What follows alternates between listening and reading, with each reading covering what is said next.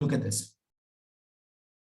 Okay, so these are the questions that Abdul Rahim has sent us. If there are any other questions that you have, feel free to bring those to my classes so that we can just go over the difficult questions, right? Instead of wasting our time on all questions, we will just want to focus on the difficult ones. So these are the green ones that you want me to do, right?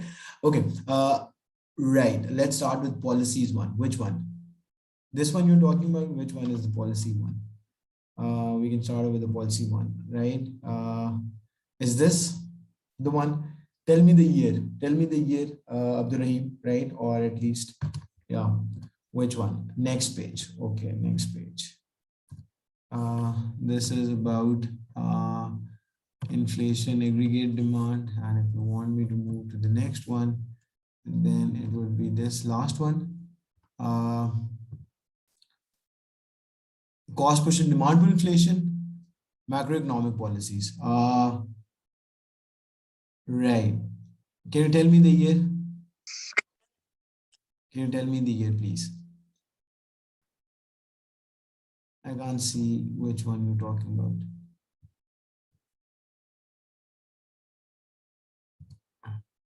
November 18. November 18.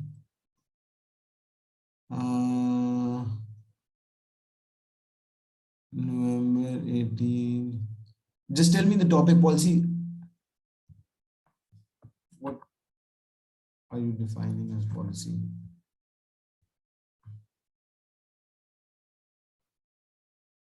This one? Fiscal, okay, okay. Now I can see. Okay, thank you. So analyze how fiscal policy and monetary policy could be used to solve the problems of deflation. Assess which policy is likely to be more effective. Okay, now students, as you can see, this first question that you can see in the picture, the question says analyze how fiscal and monetary policy could be used to solve the problem of deflation. Assess which policy is likely to be more effective. Okay, now students, let's get to work. So first of all, in this question, as I've always told you, you need to look for technical words, technical terms that you have to define, right? Because it makes your life easier and it helps examiners see that you already know these technical terms, right? So ideally, you should start off by defining what is fiscal policy, what is monetary policy, and what is deflation, because these are the three key terms that are used in the question, right? Fiscal policy, monetary policy, and deflation. So let's define each one of these one by one. So starting off with fiscal policy, perhaps you would say fiscal policy is one of the macroeconomic policies, which controls countries' taxation and government spending, right? So one of three macroeconomic policies, right, that changes government taxation and government spending to affect the economy. Government taxation and government spending to affect the economy, right? Okay, now within this, you can write a little bit more. You can say that there can either be expansionary fiscal policy or there can be contractionary fiscal policy. But we will be talking about this in this question anyway. So if you don't want to mention at this point, that's perfectly fine. So what is fiscal policy? Fiscal policy is set by the government. It is one of the three macroeconomic policies, and that looks at what two things: tax revenue for the government and where will the government spend that money. And while deciding the annual budget, the government is deciding its fiscal policy, right? That's the first thing. No, there's no other term. No. There's no other term used for deflation, right? So deflation is opposite of inflation, and that is just one term that we use. Okay. Now, similarly, what is monetary policy? So you can define this as set by the central bank of a country, which looks at the country's money supply and interest rates, set by the central bank of a country through which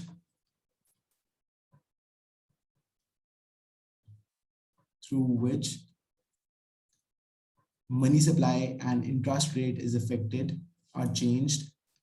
Money supply and interest rates are changed to affect the economy.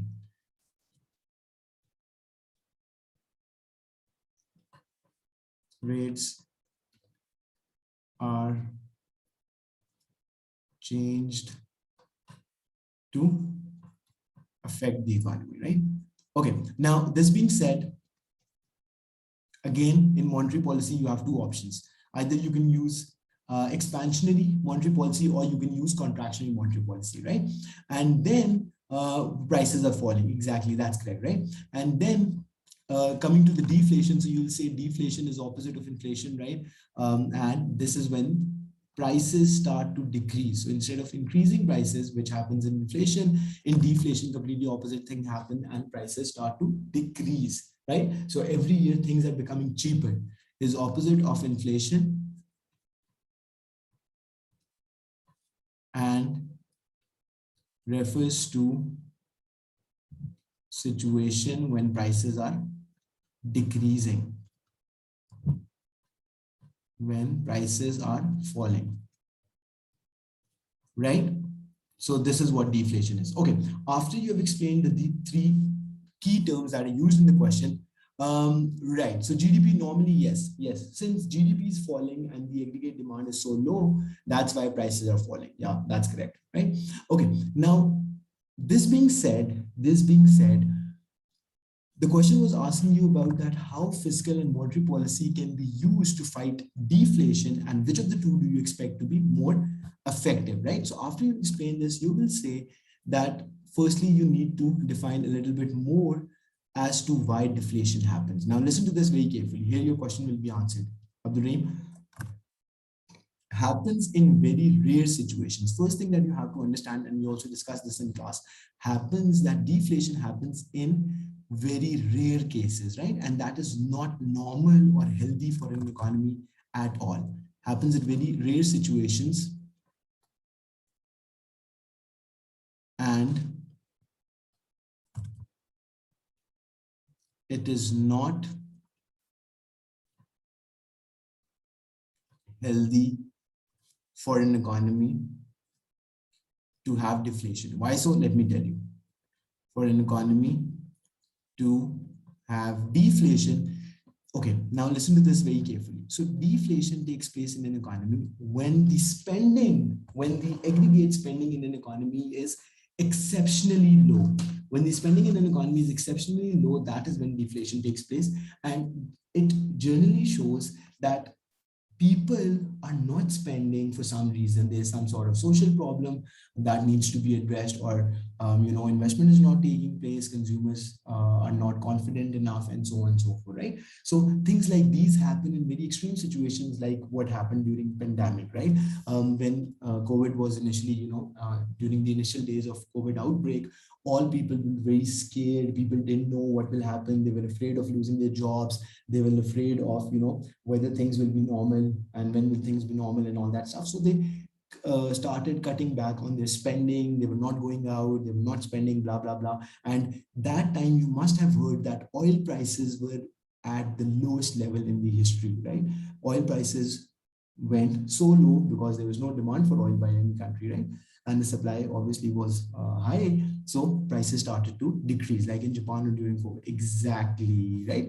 Students, are you getting this? So you will explain that deflation happens in very rare situations and it is not healthy for an economy to have deflation because it shows something abnormal. Sub shows some abnormality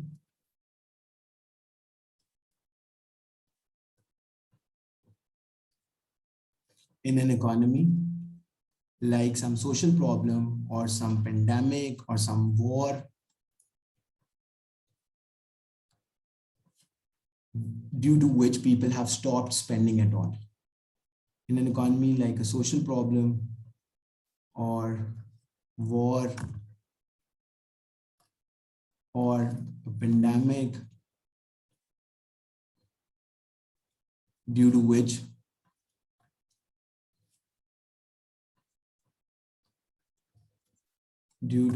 the aggregate demand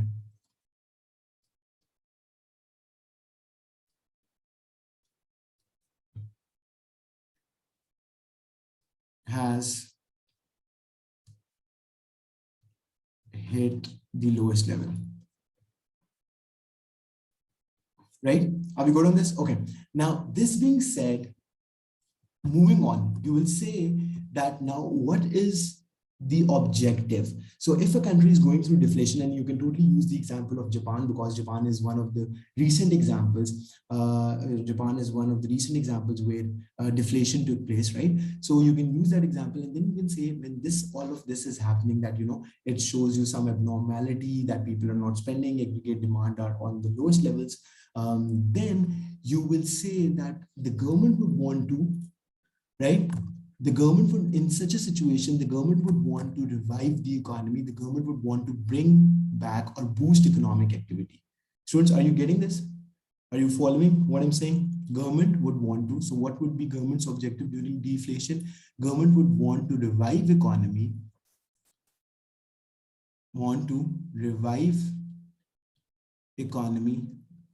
by boosting economic activity, right? By boosting economic activity, because they want to economic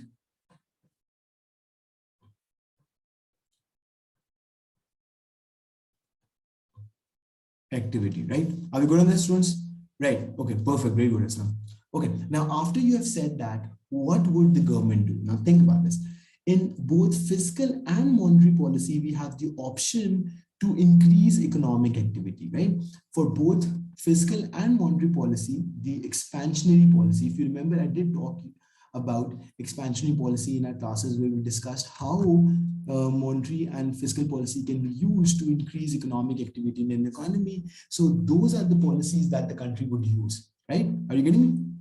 Okay, central bank can increase interest rates so more money, hot money flows in, while the government can reduce income taxes so people will have incentives to work more to earn more. Yeah, second part is correct, Abdul Rahim, but the first part is not correct. No, no, no. You will not increase the interest rate, because then people would not borrow. More money might start flowing in, but this is not what you do. When you want to boost economic activity through monetary policy, you reduce interest rates. You reduce interest rates because that makes borrowing easy. More of local firms will borrow, more of local consumers will borrow to buy a new car, to buy a new house, right? To invest in their business, to start some of their own ventures and so on, right? So that will increase economic activity. So what you will actually do with both of these two policies, that you will use expansionary monetary and fiscal policy. Abdul Rahim, did you get this? Right? Now, in expansionary, the idea is that you want to boost economic activity. And how would you do that? That is what we're about to look at. So you would want to increase economic activity, right? So firstly, for the fiscal policy, think about this. So you would really right into saying fiscal policy. For fiscal policy, you will reduce taxes, right? Why is reducing taxes an important thing? There are two components of fiscal policy, as we already know, taxes and government spending, right? So when government reduce taxes, this means people have higher disposable incomes, right? So if someone is, let's say, getting 50,000, right? So the company has agreed to pay 50,000 rupees per month to someone, and the tax rate was previously 10%. So this person used to get 45,000 rupees in his pocket. Yes or no? Am I right with this, right? Because 10% of this is deducted, which is 5,000. So only 45,000 rupees came to his pocket previously, right? Now, if the government wants to increase disposable income, what will the government do? Government will reduce the tax rate from, let's say, 10% to only 5%. And now instead of 45,000, this person will be getting 47,500 rupees in his pocket, right? So now disposable income, as you can see, has increased, and this additional amount, 2,500 rupees, would most probably be spent by this person on buying other things like food, clothes, luxury items, whatever he or she wants to spend on, right? So what do you do in expansion fiscal policy? You reduce your taxes, and what do you do with the government spending? You increase your government spending, right? You increase your government spending. Where would the government want to spend money on? Government would want to spend more money on education, healthcare, and for this, the government can even take a loan, right? Because there will be a deficit. There will be a deficit. Think about this. How can government spend more compared to the taxes that the government gets? So the way you do it, the way governments do this, is by borrowing, right? From other countries, can borrow from, World Bank.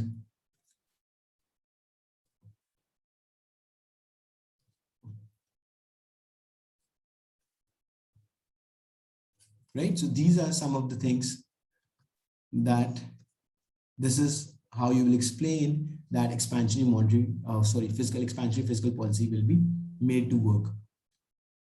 How will the government earn money for government spending? Exactly, that's what I said. Take loans for IMF. Okay, think about this. Let me clarify this one thing. Students, think about this. So IMF is an organization that specializes in providing loans regarding balance of payments and exchange rates, right? So when you are talking about balance of payments and exchange rate, that is where the IMF comes in and plays its role and assists economies, right? But for other things, for developmental spending, for spending on education, for spending on healthcare, either you take a loan from another country or you go to a World Bank, right? So is this clear, Abdul Rahim and everyone else? So IMF is only specializing in providing loans where there's a balance of payment deficit, there's a problem with that and all that. Whereas for other government spending loans and all that stuff,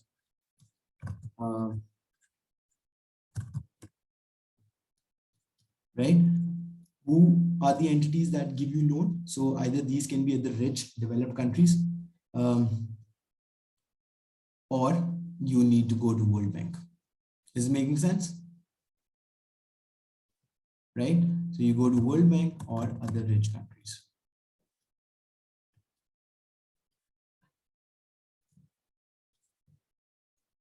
Right?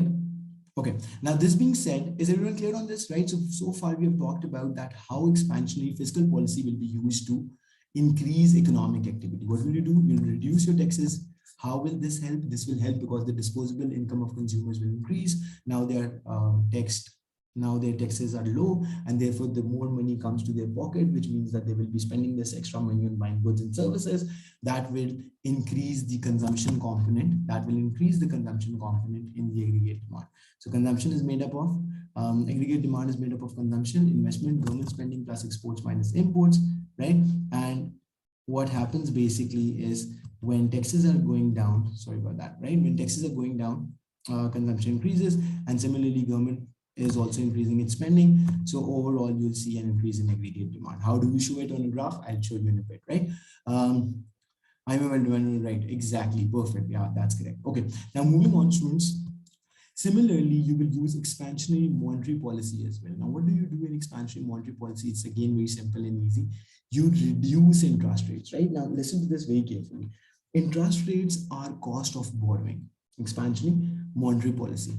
Interest rates are cost of borrowing, right? So whenever you go to bank to borrow some amount for anything, whether that be loan, investment, to buy a house, to buy a car, you have to pay interest. It's as simple as that, right? The way it works is to quickly give you some idea about that if you are clueless, right? So let's say if someone borrows 5 lakh rupees from a bank, right? So not only they will return this 5 lakh rupees to the bank, they will also pay some amount in interest. So if this is 10%, this means on top of 5 lakh rupees, you'll pay 10%, which makes 50,000 rupees. So 50,000 rupees that you pay on top of the amount that you borrowed is known as interest, right? Bank lending is never free, never ever free, no matter what reason you are borrowing it for, right? So this is how it works.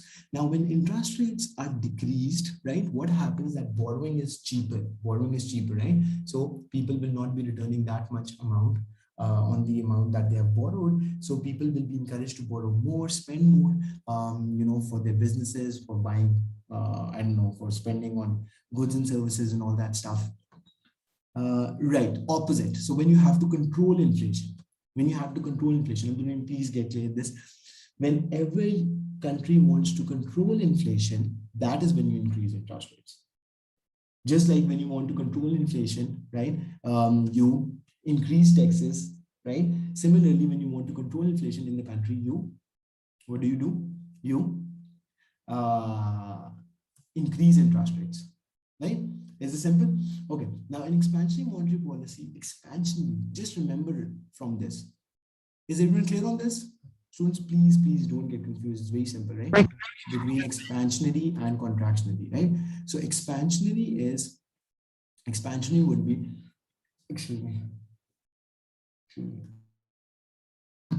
expansion is when you want to expand the size of the economy. And for that, what do you need to do?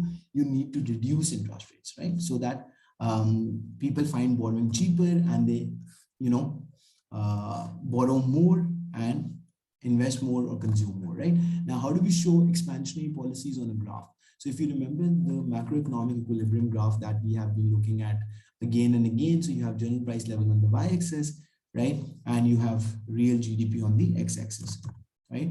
You have real GDP on the x-axis, you have general price level on the y-axis. So first of all, you have to make the normal downward sloping demand curve, aggregate demand curve, which is total demand for all goods and services produced in an economy, and aggregate supply curve, which is the total production of all goods and services produced in an economy, right? Wherever the two intersect, think about this, wherever the two intersect, that is where the macroeconomic equilibrium will be. That will show you how much is the general price level and how much is the real GDP in the country. How much is the real GDP in the country? Then what happens? Then when your aggregate demand is increasing, when your aggregate demand is shifting to the right, right? Because you have reduced your, in both cases, right? In expansionary monetary policy or in expansionary fiscal policy, in both cases, your aggregate demand, country's aggregate demand shifts to the right, right? Because lower taxes, again, as I just showed, that lower taxes mean more consumption, and government spending is also increasing. So overall aggregate demand will increase. And similarly, when you reduce interest rates, so what will go up? Investments will go up, even consumption will go up, right? Because people will find borrowing cheaper. Exactly, very good, excellent, right? With this happening, you can see that the new equilibrium will be where the new aggregate demand and aggregate supply are intersecting. And at that point, there will be higher general price level and higher real GDP. So the real GDP would increase from Y1 to Y2, and the price level in the country will also increase from GPL1 to GPL2, right? So this is all what you need to explain over here. Is it making sense, right? And slight increase in inflation. And that was what the government was trying to control, that the government was trying to recover economic activity in the country, right? Does it make sense? So this is entire thing that you need to explain for 12 marks question, that how, so students who could not get the chance to look at the question, let me show you one more time. This was the question we were doing, the very first question on this page.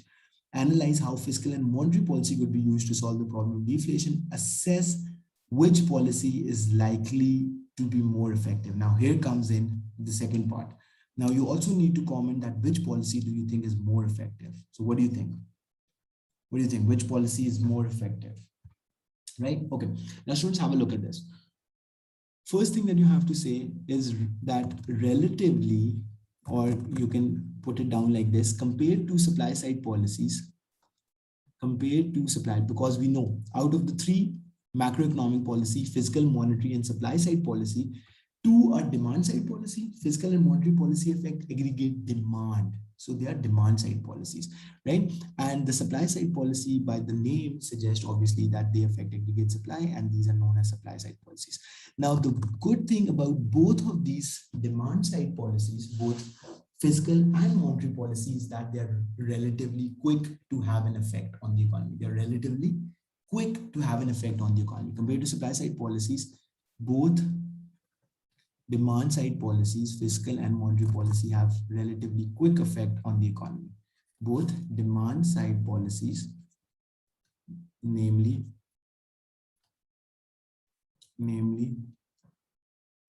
fiscal and monetary policy,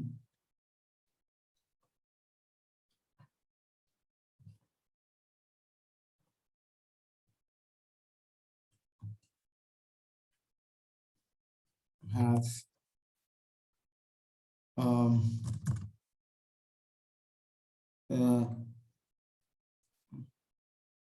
just a second. Compared to supply side policy, both demand side policies, namely fiscal and monetary policy, have quick effects on the economy.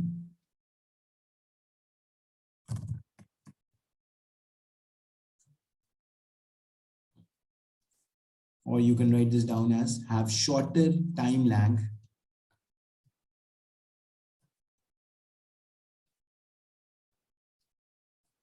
meaning they quickly show their effect on the economy.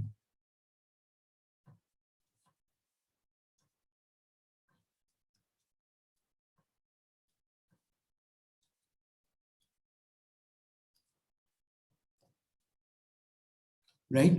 Okay. Now, this being said, but which of the two, since we have to compare between fiscal and monetary policy, that which of the two will be more effective in fighting deflation, because only one variable needs to be changed. Okay, so Abdurrahim is saying that perhaps monetary policy is more effective because one variable needs to be changed. That is okay. That's a good way of looking at it. Okay, so students, that's correct. But I would say that it depends. It really depends on the country and the nature of consumer, right? So consumer behavior, it depends on consumer behavior that which of the two will have more effect. How so? Let me tell you, right? It will depend on consumer behavior because sometimes consumers are more sensitive to changes in interest rates, right? And sometimes consumers are more sensitive to changes in taxation and government spending, right? Depends on consumer behavior. So if let's say Pakistani consumers are more sensitive, do you understand the word sensitive? Like if they respond more to changes in interest rate, right? Then in that case, monetary policy will be more effective because any change in interest rate will make consumers respond to that change. If interest rates are going down, they will spend more, they will borrow more, they'll invest more. And if they are more sensitive to changes in taxes and changes in government spending, then fiscal policy will be more effective, right? Are you getting me? Consumer like they are still not confident, right? Obviously, so that will be one thing because if the underlying reason is still there, so what you're saying, Abdurrahim, if the underlying reason for deflation still exists, like in Japan, there was deflation taking place because there was some sort of social problem that they were going through. People were not, their young population was not very much active, economically active. They were facing some serious depression. They were facing isolation. They used to isolate them. And this is, I'm telling you from first-hand experience of my friends spending there 7-8 years, and you can also read it up on Google and all that stuff, right? So unless the underlying cause of deflation isn't properly treated, you can't really expect deflation to go away so easily. But it will still, expansionary monetary and fiscal policy will still have some positive effect on the economy. Are you guys getting me? Right? But that totally depends. So in the end, when it says that which of the two will be more effective, students, are you following me or not? Right? So you are supposed to say that it depends on consumer behavior. Sometimes consumers are more sensitive to changes in taxes, right? And for Pakistan, what I can tell you out of my own experience, that people are more sensitive to changes in taxation. People are more sensitive to changes in government spending. So when they see that the government is spending more, which means more income for the people, more jobs, because obviously when the government is spending on education, healthcare, more jobs, more all that stuff. So then people respond more, they spend more and all that stuff, right? Whereas on the other hand, Pakistanis are not very sensitive to changes in interest rate because a large segment of our society is not even banking. They're not even banked segment, as we say, right? So they don't have bank accounts, and they don't really take a lot of loans from banks. Instead, they rely on their social network to take loans and all that stuff. So in Pakistan and a lot of other developing countries like Pakistan, I think fiscal policy will be more effective in countering deflation compared to monetary policy. How many of you got this? Any confusion so far? Anything that's not clear?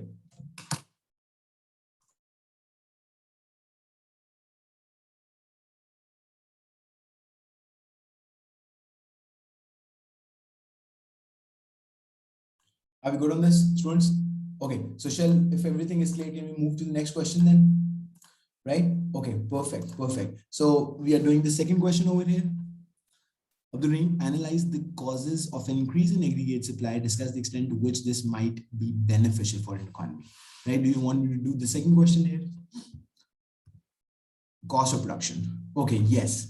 Okay, so students, let's read the question together and then we start answering. So the second question that you can see, which is November 18, where you can see my cursor, analyze the causes of an increase in aggregate supply, analyze the cause of increase in aggregate supply, discuss the extent to which this might be beneficial to an economy. So what are the causes that cause an increase in the aggregate supply, right? So first thing that you have to explain exactly that what is aggregate supply, right? So first things first, you have to explain what exactly is aggregate supply. So you will say that in macroeconomics, when we talk about the overall production or the overall production or output produced in an economy, that is defined as aggregate supply. So simplest definition of aggregate supply would be total production of all goods and services in an economy during certain time period. Total production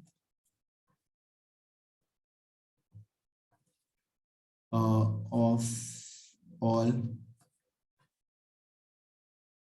goods and services in an economy during certain time period. In an economy during a certain time period. Is this simple? So this is what you are supposed to write. Right? Generally, it's 1 year and so on. Certain time period during certain time period based on different general price level. Based on, because we know on the y-axis, what do we have? Based on general price level on of the economy. Based on general price level, right? Okay, now students, have a look at this. So first thing first, the question was asking about what factors cause a shift in aggregate supply. So obviously you can't explain that without explaining what aggregate supply is, right? So it's always helpful to explain the keywords at the start of the question, right? So what you said over here is that aggregate supply is the total production of all goods and services in an economy during certain time period based on the general price level of an economy. Let me answer your question, Abdul. Just give me a second, right? Now, what you would do if I have to quickly draw the graph to show how aggregate supply looks, right? I'm making a very small one over here, but just to give you a quick idea. So on the y-axis, you have general price level, GPL, right, which shows the average prices of goods and services in an economy. On x-axis, you will have aggregate supply. So your short-run aggregate supply, because there are two types of aggregate supply, right? So there's short-run and there's long-run. So short-run aggregate supply is normal upward sloping curve like this, right? And the long-run aggregate supply, we talked about that. If he's talking, we'll talk about both. We'll talk about both of the ring. So we don't know, we can't assume that whether they're talking about short-run and long-run. So we'll talk about both. Difference between GDP and aggregate supply. Okay, so there is a hell of a difference between GDP and aggregate supply. Think about this, Mubin. So the way, what you need to understand over here is that where aggregate demand and aggregate supply intersect, right? So just like in market equilibrium in microeconomics, you must remember that where the demand for the good intersects with the supply of the good, that is where the total market equilibrium is. That shows equilibrium quantity. Which means that how much will be the output produced in the economy, right? So let me show you market equilibrium diagram. So in market equilibrium diagram, you have normal downsloping demand for a product, right? That can be anything: phones, cars, laptops, blah blah blah, right? Movies, right? And how much is the supply of that product? That will be upward sloping like this.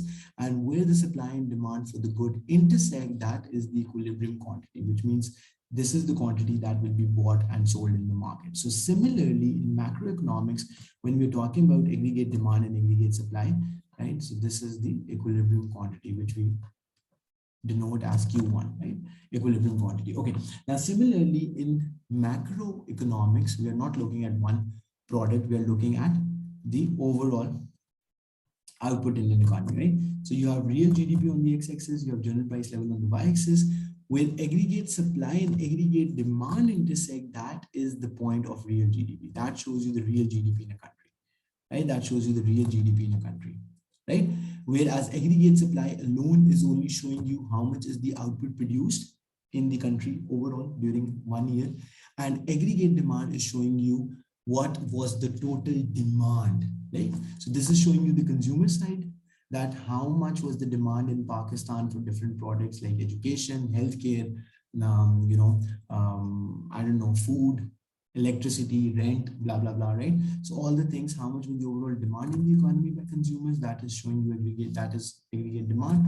And aggregate supply is showing you the producer side, that how much is the total output produced. Now, wherever those intersect, where aggregate demand and aggregate supply are equal, that is basically the equilibrium point, right? How much consumers wanted, how much output consumers wanted, and how much output producers produced. Where the two intersect, that is where the real GDP is. And that is, what is GDP? the total value of all goods and services produced in an economy during certain time period. Value of, or you can just say total value of all goods and services of all goods and services produced in the economy during certain time period. So that is what GDP is. Produced in an economy during certain time period. Is this simple? Mubin, is this clear now? Right. Okay. So after you've explained this, students, after you've explained this, right? Where were we? Right. So after you've explained what aggregate supply is, then answering your question, Abdul, so you will assume that you have to tell about both the supply curves, short run aggregate supply and long run aggregate supply, right? So general price level and you have aggregate supply. So short run aggregate supply, as we know, is always upward sloping graph, right? It's always upward sloping graph. So this is your short run aggregate supply. Is this making sense? Okay, very good, perfect. Now, what is short run showing you? So short run is the time period when some of the resources in an economy are unemployed. We did talk about that, right? So short run for an economy happens when you're operating within the PPC curve, right? So short run in an economy happens when a country is producing within the production possibility curve, which means that some of its resources are unemployed. You're not fully utilizing your resources. When that happens, right, your short run aggregate supply curve will be upward sloping like this, right? So any upward sloping graph like this would do it, right? So any possible shape short run aggregate supply can take as long as it's upward sloping. Now there are two factors that cause a rightward shift in short run aggregate supply. There are two factors that cause a shift in short run aggregate supply. So there is cost of production. Cost of production is something that you would remember from normal supply curve shift, right? So what is cost of production? The cost of production refers to how much was the cost of producing something, right? Which includes wages, which includes what else? Which includes wages, which includes rent, which includes electricity and all that stuff. And the second factor that causes a shift in aggregate supply, short run aggregate supply I'm talking about, that is quantity or quality of resources. So how much is the quantity and how good is the quality of resources produced in an economy? Quality of resources. That will determine the shift in aggregate supply. If, let's say, quickly have a look at this. If, let's say, your quantity and quality of resources is improving. Now you have to also explain this further, right? If let's say Pakistan discovers more coal reserves, now that means our quantity of resources is going up.